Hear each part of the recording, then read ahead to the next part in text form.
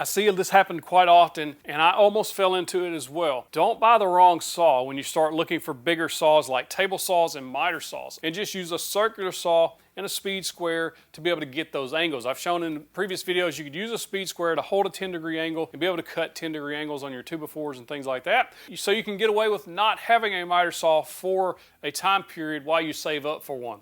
But if you go in and try to buy something that kind of gets you by in the meantime, what winds up happening is it doesn't work like you want it to, and then you have to wind up rebuying a miter saw in a few months anyway. There are a bunch of good budget option table saws out there. The Skil 10-inch is still one of my favorite table saws, has the fold out legs, plenty of power, rack and pinion fence.